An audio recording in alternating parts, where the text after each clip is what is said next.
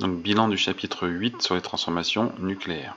Donc première chose à savoir, définir un isotope. Donc des noyaux sont isotopes s'ils possèdent le même nombre de protons mais un nombre de neutrons différents. Donc il faut bien savoir qu'à l'état naturel, il y a un élément, les éléments peuvent posséder plusieurs isotopes. C'est le cas du carbone. On peut le trouver sous sa forme carbone 12, carbone 13 ou carbone 14, qui sert par exemple pour la datation en histoire. Deuxième chose à connaître dans ce chapitre, c'est l'histoire de l'énergie nucléaire. Donc première source d'énergie qu'on peut citer, le Soleil. Donc l'énergie mise en jeu, elle est bien nucléaire. La réaction, c'est une fusion. Donc c'est des noyaux d'hydrogène qui fusionnent pour former des noyaux d'hélium. Vous pourrez retrouver ça dans la petite animation que je vous propose ici. Donc on va regarder ensemble rapidement. Donc vous avez ici des noyaux isotopes d'ailleurs de l'hydrogène, le deutérium et le tritium, qui ont fusionné pour former l'hélium et un neutron. Donc cette transformation, elle s'accompagne toujours d'une grande libération d'énergie ici, qui est convertie en énergie thermique.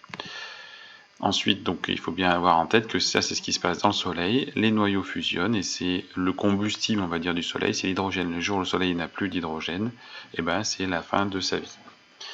Donc voilà pour les réactions de fusion qui se déroulent dans le Soleil. Dans une centrale nucléaire, c'est un tout petit peu différent. Donc l'énergie mise en jeu, elle est toujours nucléaire, mais c'est une fission. La plupart du temps, c'est des noyaux d'uranium qui vont fissionner après une collision avec un neutron.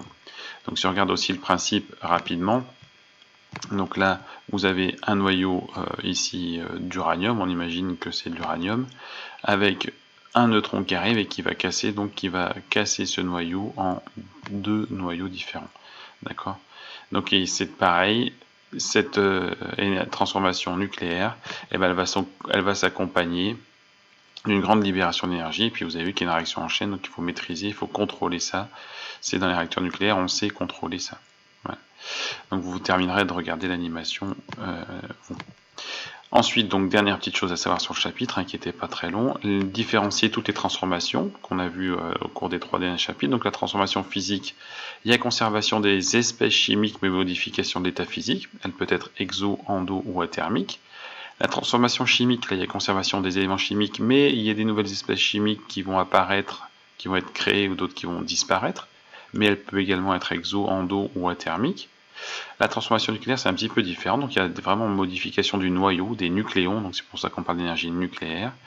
Et on peut également donc lui associer une équation de réaction, mais elles peuvent être spontanées ou provoquées, mais elles vont toujours libérer de l'énergie. Elles sont toujours libératrices d'énergie.